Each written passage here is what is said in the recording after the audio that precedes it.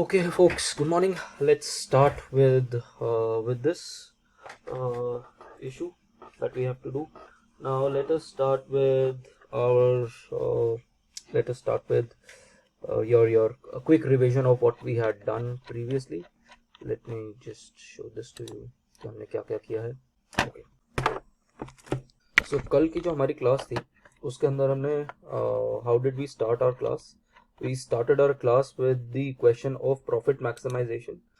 So we started our class with profit maximization where we said that your pie is equal to basically your profit is equal to revenue minus cost. फिर हमने कहा revenue क्या होता है. Revenue होता है कि जितना आप सामान बेचोगे, आपने क्यों सामान बेचा into the price into quantity is your revenue. So just ping me if there is any issue with my voice. I've opened my chat window on the other side. तो कुछ भी हो तो उस पे you can just put it out. Now let's we were talking about कि हमने last class में हमने देखा कि प्रॉफिट क्या होता है. प्रॉफिट होता है रेवेन्यू माइनस कॉस्ट.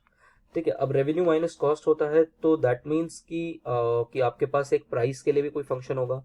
तो हमने डिमांड फंक्शन के बारे में बात करी. टिपिकली जो डिमांड फंक्शन होता है वो होता है डिमांड इज इक्वल डिमांड जो होता है उसमें हम कहते हैं कि डिमांड जो है वो एक इंडिपेंडेंट वेरिएबल है और उसके उसके ऊपर डिपेंड करता है. बेसिकली क्वांटिटी डिमांडेड जो है वो जो है वो एक इंडिपेंडेंट वेरिएबल है और प्राइस जो है वो एक डिपेंडेंट वेरिएबल है. So basically we are saying that quantity demanded is a function of price. तो अगर प्राइस चेंज होगा तो क्वांटिटी डिमांडेड कितनी चेंज होगी. So this is how we frame a typical demand function. Remember दे हमने ये जब करा था demand function तो हमने ये किया था कि QD is a function of price. मतलब प्राइस जो है वो आपका मैंने उल्टा लिख दिया. प्राइस जो है आपका ये इंडिपेंडेंट वेरिएबल है और क्वांटिटी डिमांडेड जो है वो डिपेंडेंट वेरिएबल है. तो आप यहाँ पर लिख देते हो जैसे जैसे आप बेसिकली जैसे जैसे प्राइस चेंज करोगे वैसे वैसे आपकी क्वांटिटी डिमांडेड जो होगी वो चेंज होनी शुरू हो जाएगी. ये टिपिकली इस तरीके से हम अपना डिमांड देखते हैं. So what I right now said is कि हमारा जो डिमांड फंक्शन होता है जब हम देखते हैं तो ऐसा ही दिखता है हमें. हमने ये चीज देखी थी कि जो हमारी क्वांटिटी डिमांडेड है वो जो है वो बेसिकली आपका यहाँ भी मैंने इनफैक्ट यहाँ पर भी मैंने उल्टा लिखा हुआ है कि प्राइस जो है हमारा एक्चुअली में इंडिपेंडेंट वेरिएबल है. प्राइस चेंज हो रहा है तो उसकी वजह से क्वांटिटी डिमांडेड चेंज हो रही है. So this is how we had framed this particular positioning. Now अब उसके बाद क्या है, उसके बाद हमने क्या किया, हमने कहा कि क्वांटिटी हमने कहा एक डिमांड फंक्शन है हमारे पास which is equal to 200 minus P. मतलब पी चेंज हो रहा है उसकी वजह से आपकी क्वांटिटी डिमांडेड चेंज हो रही है. नाउ अब इसको हमने इनवर्स डिमांड फंक्शन बनाया क्योंकि इनवर्स डिमांड फंक्शन जो है that will be an opposite of this, that will be equal to 200 minus q. इसमें क्या हुआ, इसमें आपने क्या करा, इसमें क्वांटिटी डिमांडेड जो है आपने कहा कि हर एक क्वांटिटी डिमांडेड पे क्या प्राइस होना चाहिए. सो आपने एक तरीके से price as a function of quantity demanded कर दिया and this is an inverse demand function. और इसका फायदा क्या होगा, इसका फायदा होगा कि जब आपके पास इनवर्स डिमांड फंक्शन होगा then you can find out the revenue. Revenue जो होता है वो होता है प्राइस इनटू क्यू. क्यू आपको पास पता है डिमांड से आपकी या टोटल आप कितना क्वांटिटी डिमांडेड है. प्राइस का आपके पास फंक्शन आ गया as a function of Q. So you have price as a function of Q into ये आपके पास एक रेवेन्यू फंक्शन आ चुका है. अब इसी के लिए हमने कहा था कि if you differentiate the first differential of this del R by del Q will be P dash Q into Q plus ये आपका आ गया मार्जिनल रेवेन्यू फंक्शन. ठीक है, जो मैथ्स वाले बच्चे हैं उनके लिए बता रहा हूँ, ये मार्जिनल रेवेन्यू फंक्शन आ गया जो आपके क्या कहते हैं जिसको हम आगे जाके भी यूज करेंगे. देन हमने कहा था कि हमारा जो प्रॉफिट मैक्सिमाइजेशन होता है वो प्रॉफिट मैक्सिमाइजेशन इस तरीके से होता है कि we say your profit is equal to P Q into Q minus C Q. और इसको ही हमने कहा था कि इसको अगर आप फर्स्ट डिफरेंशियल ले लोगे, first differential of this, internet again unstable folks, थोड़ा सा हो सकता है वॉइस में अगेन प्रॉब्लम आए. Audible folks, audible, okay. So हमने नेक्स्ट चीज क्या कही थी कि हम इस प्रॉफिट फंक्शन को डिफरेंशिएट कर देते हैं विद रिस्पेक्ट टू क्यू।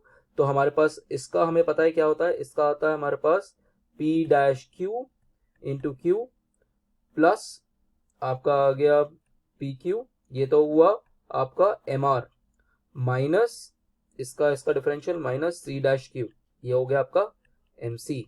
और इसको आप is equal to zero put कर दोगे। अगर आप if you are a math student you should know कि ऑप्टिमाइजेशन कैसे होती है। फर्स्ट डिफरेंशियल को जीरो पुट करते हैं, तो अब अगर आप ये करोगे, स्पेशली मैक्सिमाइजेशन या मिनिमाइजेशन, दोनों के केस में आप फर्स्ट डिफरेंशियल को जीरो पुट करते हो, सेकंड डिफरेंशियल जो होना चाहिए वो आपका नेगेटिव होना चाहिए।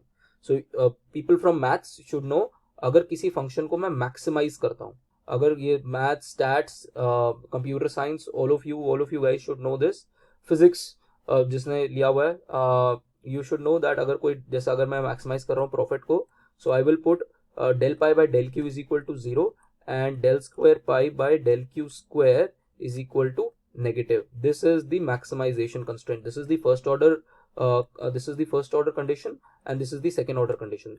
The second order condition है, this is first order condition. ठीक है, so हम actually में second order condition यहाँ देख नहीं रहे हैं, but still you should know that this is equal to zero. That means now you know that mr should be equal to, ये आपका इक्विलिब्रियम, ये आपकी इक्विलिब्रियम क्वांटिटी देगा, ये आपकी इक्विलिब्रियम क्वांटिटी देगा। इसी के ऊपर we wanted to do the numerical, so we had solve that particular numerical जो हमने ऊपर देखा था, और उससे हमारा प्रॉफिट मैक्सिमाइजेशन जो आया था वो आया था 50 क्यू का। Now let's see another case. यहाँ पर एक आई थिंक कोई क्वेश्चन है यहाँ पर जिसको हम कर सकते हैं, बट सपोज मैं आपको कोई क्वेश्चन देता हूँ जिसके अंदर मैं आपको सेल्स भी दे देता हूँ। सपोज यही वाला क्वेश्चन देख लेते हैं, ठीक है, यही वाला क्वेश्चन देख लेते हैं जो हमारे पास था। यही वाला क्वेश्चन अगर आप सॉल्व करोगे, you should be able to get Q is equal to 50, और Q इज इक्वल टू 50 पे फिर आपको प्रॉफिट भी निकालना है, तो आप प्रॉफिट भी निकाल सकते हो वहां से। ठीक है, सो आप रेवेन्यू निकालो और उस पे आपका रेवेन्यू कितना और आपकी कॉस्ट कितनी है, बस आपको वो पुट करना है। उसके बाद your revenue is your marginal your revenue is your total revenue is your price into quantity and then your cost at that Q। So for example अगर मैं बात करूं इस फंक्शन की, तो हमारे पास Q क्या आया, Q हमारे पास 50 एज एन आंसर आया, तो मैं निकालूंगा टोटल रेवेन्यू। टोटल रेवेन्यू क्या होगा, प्राइस Q इंटू Q।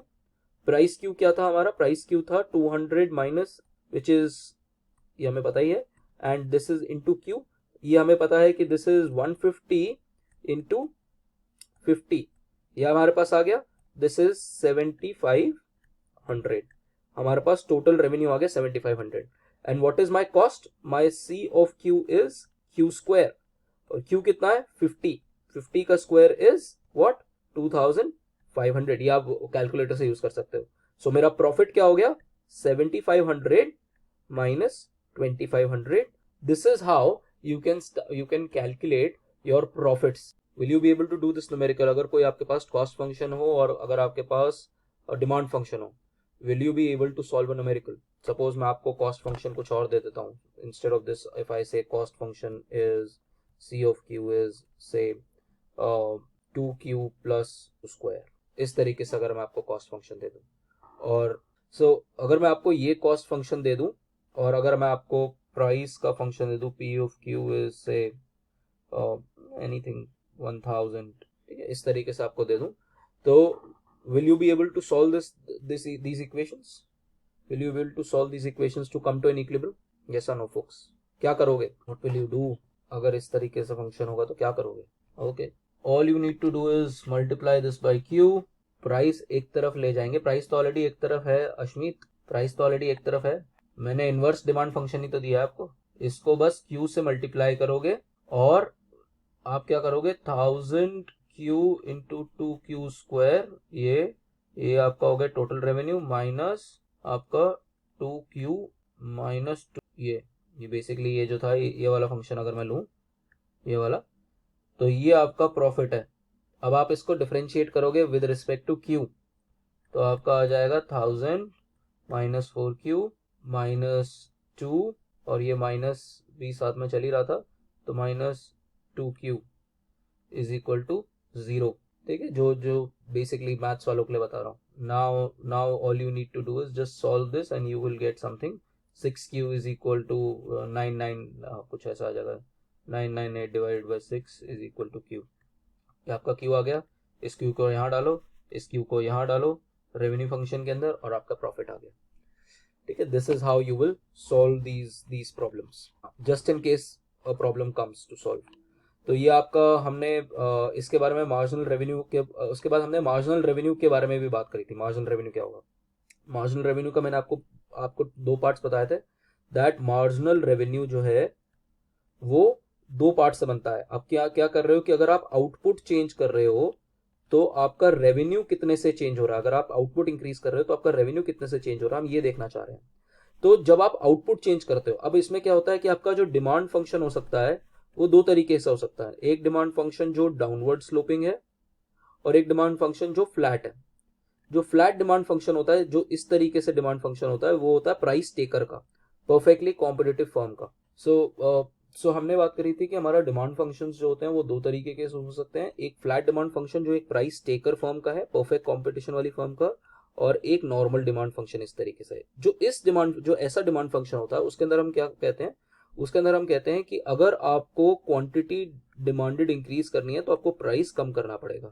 तो इसमें यहाँ पर नेगेटिव स्लोप है। That means each additional quantity that you are going to sell you will get a lower price. तो अगर आप क्यू इंक्रीज करोगे तो आपको प्राइस जो है वो आपको कम करना पड़ेगा। This is your normal. यहाँ पर क्या है, अगर आप क्यू इंक्रीज करोगे तो आपका पी जो है वो सेम ही रहेगा। ये डिफरेंस है।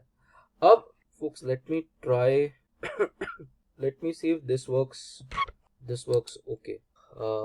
yes, तो कोशिश करते हैं। देखो हम क्या ट्राई कर रहे हैं आज हम ट्राई कर रहे हैं कि पड़ोसी का इंटरनेट कैसा चल रहा है। दिस इज माय इंटरनेट जो ठीक से नहीं चल रहा है, because the wifi router is in a different office and this is my neighbours. So देखते हैं कि ऐसी एक्सटर्नैलिटी कितनी अच्छी तरीके से काम करती है। Now let us see what we are doing। so हम कह रहे थे कि क्वांटिटी डिमांडेड जो है वो हमारी हम ये देखने की कोशिश कर रहे हैं कि दो तरीके के डिमांड फंक्शन हो सकते हैं, एक फ्लैट डिमांड फंक्शन और एक डाउनवर्ड स्लोपिंग डिमांड फंक्शन। अगर हम देखते हैं कि अगर हम क्वांटिटी इंक्रीज करेंगे तो रेवेन्यू कितने से चेंज होगा, ये हम देखने की कोशिश कर रहे हैं। That is called marginal revenue. Now अगर अब जब भी आप क्वांटिटी इंक्रीज करोगे जनरली और प्राइस सेम रहता है, अगर मान लो प्राइस सेम रह गया और क्वांटिटी इंक्रीज हो गई तो आपको पता है कि आपका एक आउटपुट एक्सपेंशन इफेक्ट होगा, आउटपुट एक्सपेंशन इफेक्ट। बट अगर क्वांटिटी इंक्रीज करी और प्राइस जो है वो आपको कम करना पड़ गया, ठीक है, तो उस केस के अंदर you will have price reduction effect, क्योंकि डिमांड फंक्शन तो ये कह रहा है। नाउ अगर आपका फ्लैट डिमांड फंक्शन है तो ये प्राइस रिडक्शन इफेक्ट है ही नहीं। तो क्योंकि ये प्राइस रिडक्शन इफेक्ट नहीं है, सिर्फ आउटपुट एक्सपेंशन इफेक्ट है, तो आपका जितने से आप अपनी क्वांटिटी बढ़ाओगे उसी हिसाब से हर जो आपका रेवेन्यू है, हर जो आपकी क्वांटिटी जो रेवेन्यू इंक्रीज हो रहा है वो सेम अमाउंट से इंक्रीज होता रहेगा, क्योंकि दैट जितने से क्यू इंक्रीज हो रहा है उतने से आपका रेवेन्यू इंक्रीज हो रहा है। So what will happen is that you will have a absolutely flat MR curve। क्यों MR curve फ्लैट है? क्योंकि पहले आप इतनी क्वांटिटी बेच रहे थे तो आपका टोटल रेवेन्यू ये था। अब आपकी क्या हुआ, अब आपका जो क्या कहते हैं, जो आपका नेक्स्ट जो आपने बेचा वो आपने ये बेचा, ठीक है, इतना एक्स्ट्रा बेचा और प्राइस सेम है, तो आपका जो रेवेन्यू इंक्रीज हुआ वो इतने से ही रेवेन्यू इंक्रीज हो गया। ठीक है, बिल्कुल सेम अमाउंट से आपका रेवेन्यू, क्योंकि मार्जिनल रेवेन्यू क्या है, change in total revenue upon change in quantity. तो आप जब क्वांटिटी चेंज कर रहे हो तो प्राइस इनटू क्वांटिटी से आपकी रेवेन्यू चेंज हो रही है और कुछ नहीं हो रहा। बट यहां पर दो इफेक्ट आ रहे हैं। यहां पर आपका पहले रेवेन्यू इतने से इंक्रीज हो रहा है because of output expansion, this portion की, क्योंकि क्यू इंक्रीज हुआ है, बट क्योंकि पी भी डिक्रीज हुआ है, ये वाला पोर्शन जो हमने बता रहे थे, पी इंटू क्यू वाला जो पोर्शन है, क्योंकि ये चीज डिक्रीज हो रही है उसकी वजह से आपका रेवेन्यू डिक्रीज भी हो रहा है। तो इसका नेट इफेक्ट की वजह से आपका जो मार्जिनल रेवेन्यू कर्व होगा वो डिक्लाइनिंग होगा। ये देखो आपका यहाँ पर मार्जिनल रेवेन्यू कर्व जो है वो एब्सोल्युटली फ्लैट है, क्योंकि marginal revenue is nothing but equal to Q.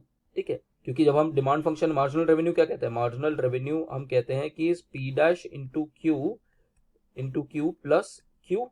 तो ये चीज तो आपकी जीरो है क्योंकि स्लोप जीरो है, तो दैट मीन्स आपका मार्जिनल रेवेन्यू उतने क्यू से ही इंक्रीज होता रहेगा, जितना आप क्यू बढ़ाओगे उतना मार्जिनल रेवेन्यू बढ़ जाएगा, जितना क्यू कराओगे उतना मार्जिनल रेवेन्यू बढ़ जाएगा। बट यहां पर आपका मार्जिनल रेवेन्यू कर्व जो होगा वो डाउनवर्ड स्लोपिंग होगा।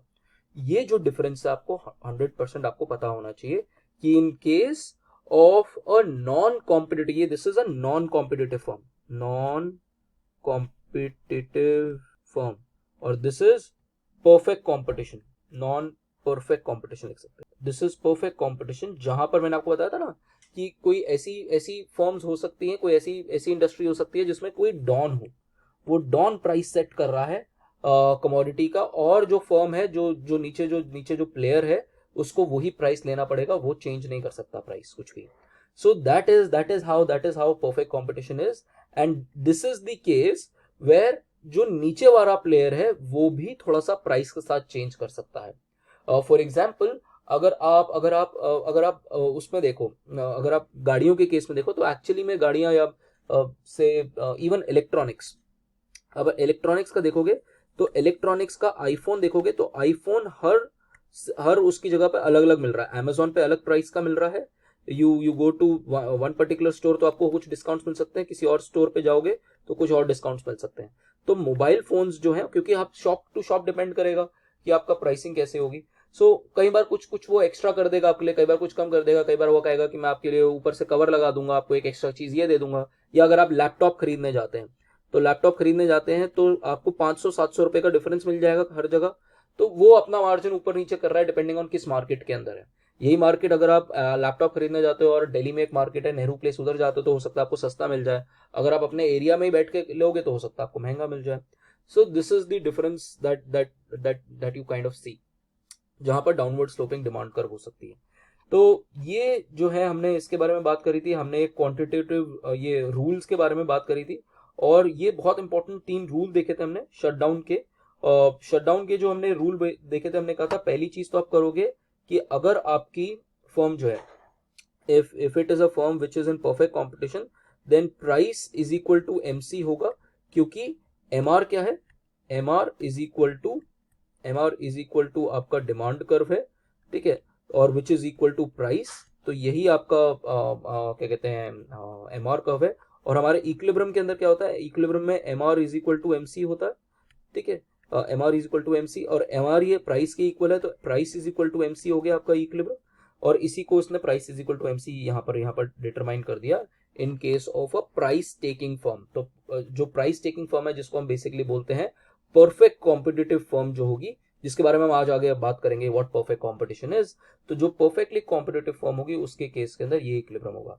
बट अपार्ट फ्रॉम दैट, आप जब दूसरी चीजें देखोगे, what you need to see is this shutdown rule. Shutdown rule आपके 3 है। फर्स्ट शटडाउन रूल कहता है कि this price is equal to MC जो आएगा, या फिर अगर आप बोलो एमआर इज इक्वल टू जो एमसी से जो क्यू आएगी, इन दोनों को सॉल्व करोगे तो एक क्वांटिटी आएगी इक्विलिब्रियम क्वांटिटी, जैसे ये आपके पास यहाँ पर इक्विलिब्रियम क्वांटिटी आ रही है।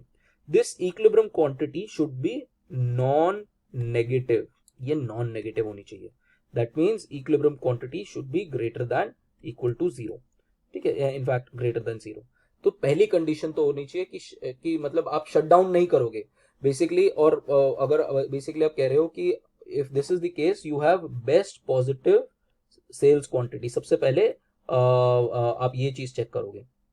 तो हम फर्स्ट चीज क्या चेक करते हैं, the best Q, see if it's non negative. और दूसरी चीज क्या देखते हो शटडाउन पॉइंट के लिए, आप देखते हो कि जो आपका प्राइस है, ठीक है, जो आपका प्राइस है that should be greater than equal to AC average cost at the quantity that you are producing, जो इक्विलिब्रियम क्वांटिटी है। इसका मतलब ये है, इसका मतलब समझने की कोशिश करो what this was saying that जो आप प्राइस चार्ज कर रहे हो, सपोज मैं एक बर्गर, जो मैंने आपको लास्ट टाइम एग्जांपल बताया, सपोज मैं एक बर्गर 100 रुपए का बेच रहा हूं, तो मेरा जो 100 रुपए का बर्गर है जो मैं बेच रहा हूं उसकी, और मैं परफेक्ट कॉम्पिटिटिव इंडस्ट्री में हूं, तो वो जो होना चाहिए वो ज्यादा होना चाहिए as compare to my average cost.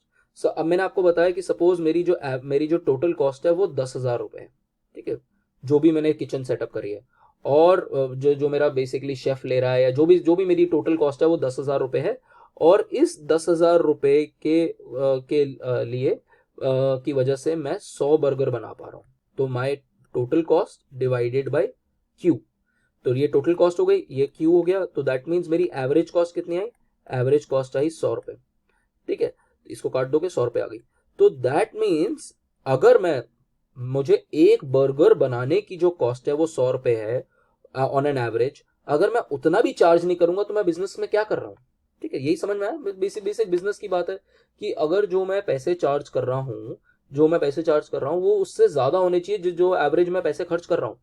If that condition holds true, then I should be in that business. If this condition does not hold true, if what I am charging, suppose what I am charging is 90 rupees, is basically less than the 100 rupees, which is the average cost, then in this case I have no business to be in that business. So this is what this entire analysis says. जो दूसरा वाला analysis है, that I should be able to cover, my price should be more than, this is your average cost at Q, this is your average cost at Q.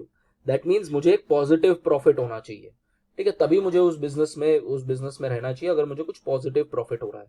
ठीक है, so this is what this is, that and the firm's profit is equal to this green area. मैंने आपको बताया ना कि ये वाला green area, क्योंकि प्राइस ये आपकी कॉस्ट होगी, आपकी एवरेज कॉस्ट अगर ये है और क्वांटिटी ये है, तो अगर आपकी एवरेज कॉस्ट ये है और क्वांटिटी ये है, तो this will be your total cost, और प्राइस ये है और क्वांटिटी ये है, this will be your total revenue.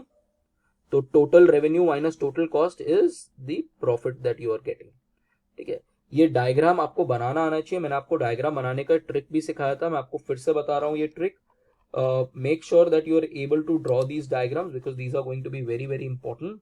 आपका जैसा भी पेपर हो, ये डायग्राम्स आपको पूछा जाएगा ही जाएगा। तो आपको क्या करना है, आपको एक आपको प्राइस, रेवेन्यू एंड कॉस्ट, तीनों चीजें यहाँ लिखनी है, और यहाँ क्वांटिटी लिखनी है। ठीक है, उसके बाद आप क्या करोगे, उसके बाद आप एक MR is equal to price function बनाओगे, फिर आप एक MC बनाओगे, इस तरीके से एक MC बनाओगे, this is your marginal cost.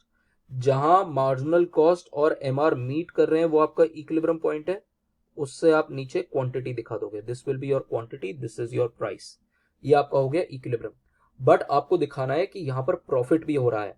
Profit होने के लिए आप क्या करोगे, यहां से एक कॉस्ट फंक्शन लेके जाओगे, यहां से आप शुरू करो, इस पॉइंट से आप शुरू करो अपना कॉस्ट फंक्शन, नहीं तो आपका जो कॉस्ट फंक्शन है वो टेढ़ा मेढ़ा बनेगा। And you already know from the cost chapter that MC should, ध्यान रखना, MC शुड कट AC और एनी AC और AA और say average variable cost, all of them from its minimum point, at its minimum point। तो आपको इस minimum point कैसे दिखाओगे, यहां से कर्व शुरू करो, ऐसा करके बना लो, और यहीं से इसको ऐसा कर लो। ठीक है, this is the trick, so that you can easily show that MC is cutting AC at its minimum. ये आपका एवरेज कॉस्ट आ गया। अब आपका अगर ये एवरेज कॉस्ट आ गया, तो यहाँ पर अब आप बनाओ कि ये मेरा वो है, ये मेरी एवरेज कॉस्ट आ गई यहाँ पर, इस क्यू पे ये मेरी एवरेज कॉस्ट है। तो इसको अगर आप यहाँ लेके जाओगे तो आपकी आ गई एवरेज कॉस्ट, और अगर आपकी ये एवरेज कॉस्ट आ गई तो आप कैसे इसको करोगे, you can say that this is my, ये पूरा का पूरा is my total revenue, price into quantity, this is my overall revenue, या टोटल रेवेन्यू बोल सकते हो इसको आप। And then you can say this is my cost, total cost, ये वाला जो नीचे वाला रेक्टेंगल है, this is my total cost. And अगर ये टोटल रेवेन्यू, ये टोटल कॉस्ट है, तो इसके बीच का जो डिफरेंस है, which is this is my total profit. ठीक है, ये मैंने आप रिपीट किया लास्ट क्लास का। Why? Because of the fact कि आई नो कि this will be needed in your exam. ये पूछा जा रहा है, इसीलिए मैं आपको रिपीट भी कर रहा हूँ, क्योंकि इसके ऊपर न्यूमेरिकल भी आएगा। Numerical in the sense, numerical हो सकता है सेकंड ईयर्स वालों के लिए आ जाए, बट आपके लिए तो एटलीस्ट इसको एक्सप्लेनेशन इसकी आएगी, या भी हम परफेक्ट कंपटीशन में फिर से रिपीट करेंगे by the way. So this is what the overall scenario is for all of you. Now अब इसके ऊपर कोई अगर आपको न्यूमेरिकल होगा तो आप न्यूमेरिकल कर सकते हो। टोटल कॉस्ट मैंने आपको बता दिया कि आपको एमआर निकालना है, फिर टीआर निकालना है, MR is equal to MC से आपको क्यू निकालना है, उस क्यू को आपको रेवेन्यू में डालना है तो आपका पास टोटल रेवेन्यू आ जाएगा, और कॉस्ट में डालना है तो कॉस्ट आ जाएगा, उन दोनों का डिफरेंस जो हो जाएगा वो प्रॉफिट हो जाएगा। We have done all of this now. So उसके बाद हम जब बात कर रहे थे, जो इसकी बात कर रहे थे, तो हमने इसका बताया कि हमारे पास ये दूसरा शटडाउन पॉइंट को अवॉइड करने का ये एक और चीज़ होनी चाहिए, और जो तीसरी चीज़ होनी चाहिए, the third method for checking the shutdown rule is will turn out be particularly convenient, because जो आपका एसी मिनिमम है, एसी का जो मिनिमम पॉइंट है वो ये, विच एसी का मिनिमम पॉइंट होता है जब फर्म सबसे ज्यादा एफिशिएंट होती है, जब वो अपनी कॉस्ट को सबसे कम कर देती है, उसको अगर आप बोलो, उसको उस पॉइंट को अगर आप बोल दो कि then the firm could make if the price exceeds AC of minimum, if the price exceeds AC of minimum, the firm could make profit by selling Q star units. Its profit is at its best sales, is therefore surely positive. तो अगर basically आपको पता है कि अगर price जो है आपका मिनिमम ऑफ एसी से बड़ा है तो आपको पता है कि वो पॉजिटिव प्रॉफिट तो बना ही लेगी। तो that is the other thing, that price should be greater than minimum, या AC minimum लिख लो। if this is the case and the best, if this is the best positive sales quantity maximizes the profit, तो best positive जो sales quantity है तो वो हमारी Q star है, और वो क्यू स्टार जो है वो आपकी प्रॉफिट मैक्सिमाइज कर ही रही होगी अगर ये कंडीशन होल्ड कर रही है तो। सो these are the three checks that you do। ये 3 चेक्स आपको अलग से लिखने पड़ेंगे कि ये 3 चेक्स हैं शटडाउन रूल के, कि MR is equal to MC तो पहला आपका बेसिकली रूल है ये। उसके अलावा शटडाउन के 3 रूल्स जो मैंने आपको बता दिया कि shutdown 3 rules, first Q star greater than equal to 0, second price at AC Q star ये होना चाहिए, और third price should be greater than equal to AC बस। ये आपको 3 चीजें आपको पता होनी चाहिए। अगर ये तीनों चीजें सेटिस्फाई करती हैं तो जो M R is equal to M C, which is basically price is equal to M C से जो क्वांटिटी आ रही है, then it maximises profit. This is the summary of this. Now let us see the numerical. अब numerical important है folks, इसीलिए मैं numerical करा रहा हूँ, जस्ट इन केस आपको स्पेशली फर्स्ट जो सेकेंड ईयर वाले हैं उनको अगर न्यूमेरिकल आ जाए तो you should know how to solve the numerical. Now let us say that एक कोई प्रॉब्लम है, Dan loves pizza and his firm Dan's pizza company makes frozen pizzas, जो आपके जैसे आपके मैकेन के फ्रोजन वो आते हैं पिज्जा वगैरह आते हैं उसकी तरह है।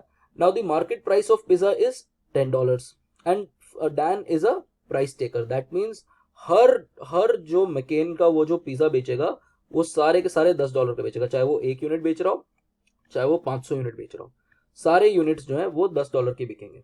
His daily cost of making the cost pizzas is C is equal to Q of 5Q plus Q square by 80।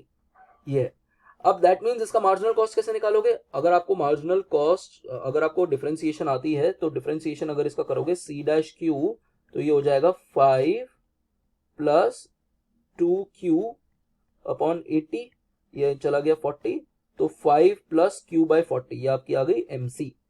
ठीक है, तो अगर आपकी MC आ गई तो अब आप क्या करोगे, how many pizza should Dan sell daily also if he has an avoidable cost of 845। ये सेकेंड पार्ट है, ये फर्स्ट पार्ट है। नाउ अब हम क्या करते हैं, वी विल से दैट हमारे पास जो रेवेन्यू फंक्शन है वो क्या है, वो price is equal to MC हमारे पास इक्विलिब्रियम है। ठीक है, इससे हमारे पास Q आएगी, तो हमारे पास प्राइस क्या है, प्राइस इज इक्वल टू 10 और MC क्या है 5 प्लस Q बाई 40। अब अगर आप इसको सॉल्व करोगे तो देखो क्या आता है, you have 5 is equal to Q by 40 which means Q is equal to 800, कुछ इस Q is equal to 200, 5 into 8 नहीं है। Q is equal to basically आपका आ गया Q is equal to 40 into 5। ठीक है, तो ये आपका 200 आ गया। नाउ कैन यू सी कि ये आपके 200 आ गई क्यों? ना अगर ये आपकी 200 क्यू आ गई, नाउ लेट अस सी दी शटडाउन। अगर अब शटडाउन पॉइंट, ये शटडाउन पॉइंट से ज्यादा है या नहीं है, कैसे देखोगे? सबसे पहले देखोगे क्या ये क्यू पॉजिटिव है, तो क्यू पॉजिटिव है, हमारा यहाँ पर टिक लग गया, ये हमारी चीज टिक लग गई, क्यू पॉजिटिव आ गया। क्या P is greater than A C at Q? अब एवरेज कॉस्ट एट क्यू देखो, ठीक है। तो पहले डायरेक्टली इसका प्रॉफिट निकालोगे तो प्रॉफिट आपके पास आ गया, प्रॉफिट जो आ गया वो 500 प्रॉफिट आ गया। तो हमें पता है कि प्रॉफिट तो पॉजिटिव हो रहा है, तो that means this is good. अब क्यू जो होगा कि प्राइस जो होगा वो एसी क्या होगा, AC at Q is equal to 200 देख रहे हैं। तो एसी क्या होता है, पहले तो हमें टोटल कॉस्ट पता है, total cost is equal to what, 5Q plus Q square by 80। Average cost निकालनी है तो क्या करोगे, इसको क्यू से डिवाइड कर दोगे, तो आपके पास आ जाएगा 5Q is equal to Q by 80, ठीक है। ये 5 तो क्यू तो कट जाएगा यहाँ पर, ये आपके पास आ जाएगी एवरेज कॉस्ट। और इस एवरेज कॉस्ट को अब इस एवरेज कॉस्ट में अब इस क्यू को डाल दो 200, ठीक है। तो अगर आप ये 200 डालोगे तो क्या होगा, 5 प्लस 200 डिवाइडेड बाई 80, ठीक है। तो ये आपका आ जाएगा 2.5, आई गेस 2.5, हाँ दिस इज 2.5 प्लस 5, तो आपकी एवरेज कॉस्ट आ गई 7.5। आप पैसे कितने ले रहे हो, 10। आप दैट मीन्स इस बंदे को जब ये पिज्जा बना रहा है तो उसकी एवरेज कॉस्ट एक पिज्जा बनाने की क्यू इज इक्वल टू 200 पे है, इसकी एवरेज कॉस्ट 7.5 रुपए और $7.5, और ये बेच पिज्जा रहा है $10 का, तो दैट मीन्स ये $2.5 का हर पिज्जा पे $2.5 कमा लेता है। तो दैट मीन्स इसको फायदा हो रहा है, इसको बिजनेस में रहना चाहिए। देन तीसरी जो चीज है कि आपका जो क्यू होना चाहिए वो मिनिमम ऑफ उससे ज्यादा होना चाहिए। अब यहाँ पर ऑलरेडी एक वर्कड आउट प्रॉब्लम है कि प्राइस जो है वो $10 है और एसी जो मिनिमम है वो $5 है, ठीक है। इस केस के अंदर हमें ऑलरेडी पता है एसी मिनिमम जो है वो $5 पे आ रही है। यहाँ पर already worked out problem already दे रखी है, तो हमें पता है एसी मिनिमम इस पे है और हमारे पास हम $10 चार्ज कर रहे हैं, तो बेसिकली हमारा सिस्टम बिल्कुल ठीक है, हम कर सकते हैं। सो नाउ लेट अस सी कि अगर इस फर्म के पास एक अवॉइडेबल कॉस्ट आ जाए तो क्या होगा। तो अगर अवॉइडेबल कॉस्ट है तो उस केस में पहली चीज क्या होगी, पहली चीज होगी उसके पास, उससे पहले वो $500 कमा रहा था, अब इसने अगर इसके अगर सपोज इसने एक शेफ रख लिया, एक वर्ल्ड क्लास शेफ रख लिया और उसको कहता है कि मैं तुझे से $845 दिया करूंगा, मतलब हर डे के या हर महीने के, जैसे भी इसका ये शेड्यूल है। तो उस केस में क्या होगा, इसका जो प्रॉफिट होगा, जो पहले कुछ $500 आ रहा था, अब -345 हो जाएगा। अब इस केस के अंदर जो price is $10 will be more, क्योंकि इसका जो कॉस्ट हो जाएगी, अब इसकी कॉस्ट हो जाएगी, इसकी टोटल कॉस्ट क्या हो जाएगी, इसकी टोटल कॉस्ट हो जाएगी 845 प्लस आपकी कितना था, 5Q plus 5 plus 845Q plus 5Q plus by 80, इस तरीके से अब आपकी कॉस्ट आ जाएगी।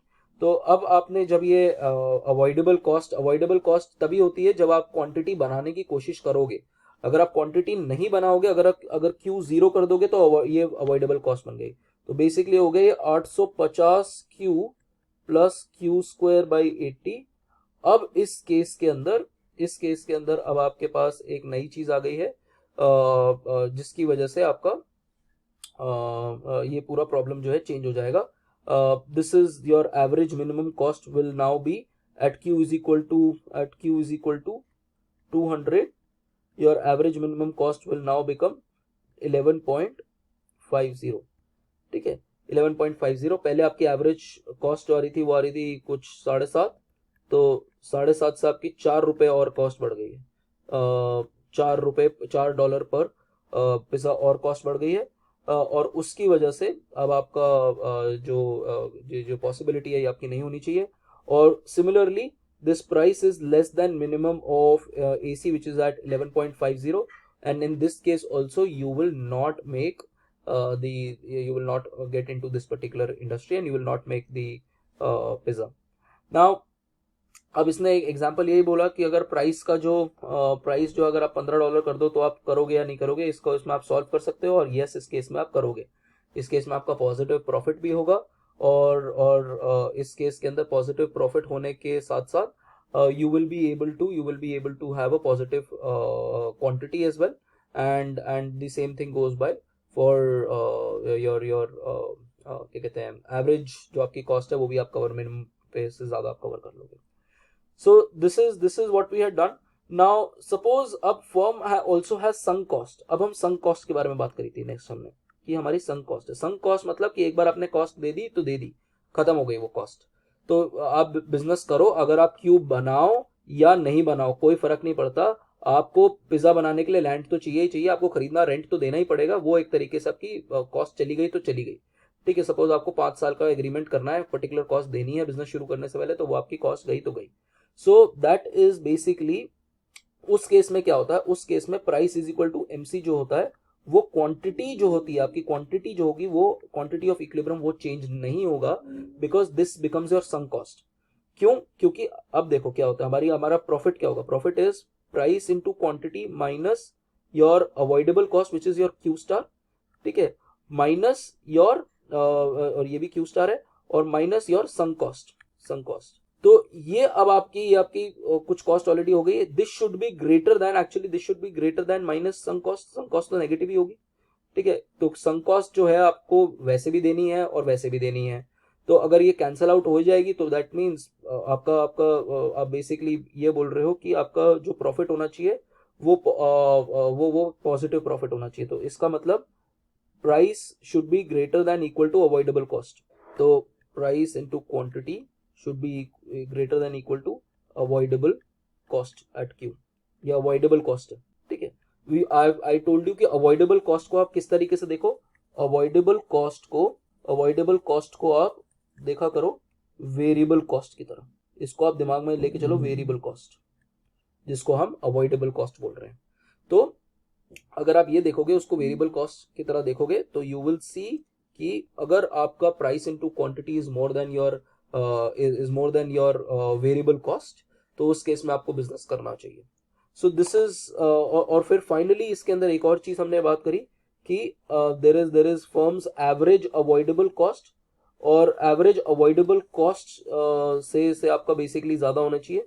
तो जब हम बात कर रहे थे हमारे कॉस्ट फंक्शंस की, तो कॉस्ट फंक्शंस के अंदर हमारा एक होता था, ये आपकी एवरेज कॉस्ट होती थी, और साथ में एक ये ऐसे एक एवरेज वेरिएबल कॉस्ट, जिसको हम एवरेज अवॉइडेबल कॉस्ट बोल रहे हैं यहाँ पर, एवरेज अवॉइडेबल कॉस्ट। ये हमारा इस तरीके से हमारी एक एसी है, इस तरीके से हमारी ये ऐसे करके एवरेज अवॉइडेबल कॉस्ट है, जिसको हम पहले क्लास 12 में एबीसी भी बोलते थे।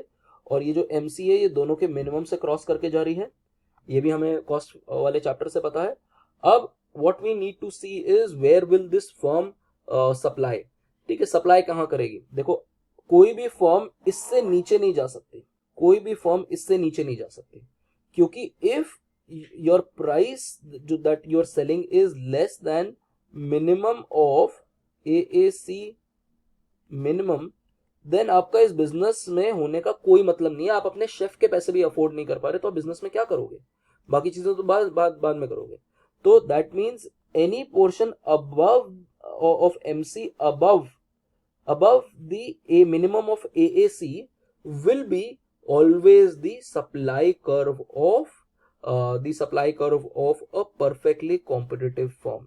तो ये जो पोर्शन है, ग्रीन वाला पोर्शन, देखो इसके नीचे वाला पोर्शन नहीं है, इसके ऊपर वाला जितना पोर्शन है, AAC के ऊपर वाला पोर्शन है, उसको हम बोलते हैं बेसिकली सप्लाई कर्व, ठीक है। तो पहले ये वाला पोर्शन जीरो क्वांटिटी, फिर ये वाला पोर्शन, और इस केस में यहीं से सीधा, और यही प्रॉब्लम यहां पर पूरी सॉल्व है। सेम प्रॉब्लम कि प्राइस अगर 5 से ज्यादा होगा, ठीक है, तो मेरी जो क्यू होगी वो ये होगी।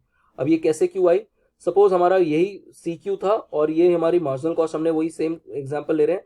What if he has an avoidable cost of this.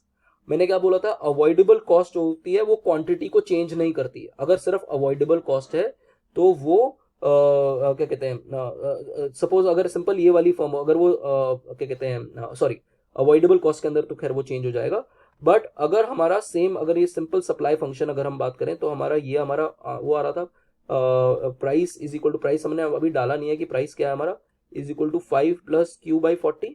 तो अगर इसको क्यू को एक जगह ले जाओ तो आपके पास हो जाएगा Q is equal to 40p minus 200. This is the situation that you have. Just a second folks. Yes folks. So ये आपका हम ये बता रहे थे कि Q इज इक्वल टू इस तरीके से हो जाएगा। अब अगर हमारे पास ये क्वांटिटी है तो इस क्वांटिटी के ऊपर अब अगर हम, ये हमारे पास सप्लाई, इसको हम बोलते हैं सप्लाई कर्व, ये आपकी हो गई सप्लाई कर्व। तो आपने क्या करा, price is equal to MC करके जो क्वांटिटी निकाली, इस प्राइस को अभी रिप्लेस मत करो, इसको क्वांटिटी ही रहने दो। तो क्वांटिटी को जब आप as a function of price ले आओगे, ये आपका हो जाएगा supply function. This will be your supply function. ठीक है, अब ये सप्लाई फंक्शन कब होगा, ये सप्लाई फंक्शन तब होगा जब अगर मैं आपको बोल दूं कि अगर कोई एवरेज अवॉइडेबल कॉस्ट नहीं है तो AC मिनिमम जो है वो $5 है।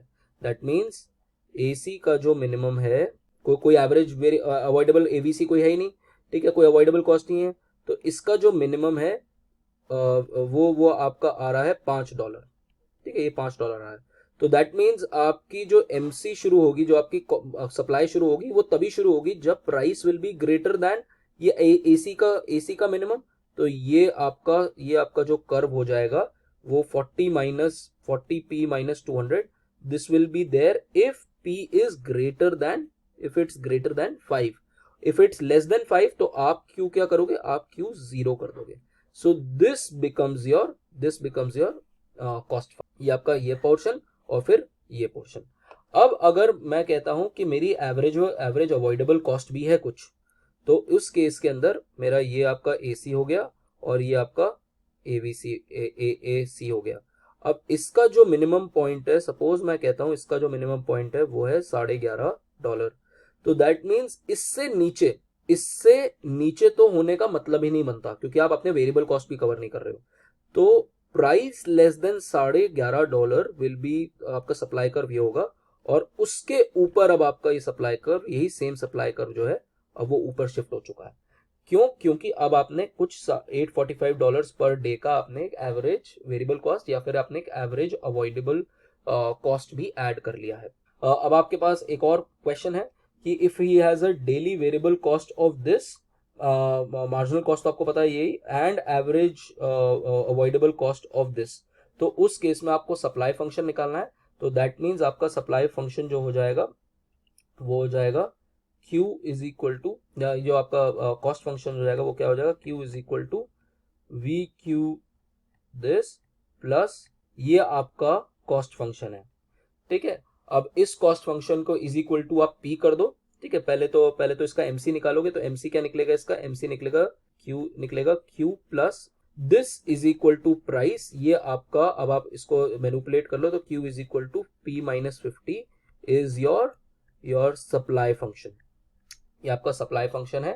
एंड अब आप क्या कह सकते हो कि एवरेज अवॉइडेबल फिक्स कॉस्ट, अब आपको बस सिंपल ये देखना है कि इसका मिनिमम, बेयर मिनिमम नीचे वाला लेवल क्या होता है, और उससे ऊपर जो है आपका जो सप्लाई फंक्शन होगा वो होगा, और उसके नीचे 0 होगा। सो this is how you will calculate this. Now इसको अगर आपको करना है तो इसका आप डिफरेंशियल लेके भी इसको आप वो कर सकते हो। इसको अगर आप डिफरेंशियल भी लोगे, चलो वो थोड़ा एडवांस हो जाएगा, बट इतना ही कर लो, बहुत है। Now let's see the next thing, law of supply क्या आपको बता रहा है। एक और चीज है जो आपको पता होनी चाहिए लॉ ऑफ सप्लाई के अंदर, ये फाइनल चीज है हमारे इस लेक्चर के अंदर, कि there is this quotation that competitive firms profit maximization sales cannot decrease when the market price increases। तो अगर मार्केट का प्राइस इंक्रीज करता है तो उस केस के अंदर किसी भी कॉम्पिटिटिव फर्म का प्रॉफिट मैक्सिमाइजेशन जो सेल्स क्वांटिटी होगी वो कम नहीं हो सकती। ठीक है, so this is one implication that you are getting. Now how are you getting this? Suppose मैं कहता हूं हमारा प्रॉफिट कर्व क्या होगा, हमारा प्रॉफिट कर्व इज, हमारा याद है हमने क्या कहा था, हमारा एक रेवेन्यू फंक्शन होगा, ठीक है, और एक हमारा कॉस्ट फंक्शन होगा इस तरीके से, ठीक है। और जहां पर इन दोनों का मैक्सिमम आएगा, इन दोनों के बीच में मैक्सिमम आएगा, वो मेरा क्वांटिटी होगी, ठीक है, वो मेरी क्यू स्टार होगी। This is what we had talked about.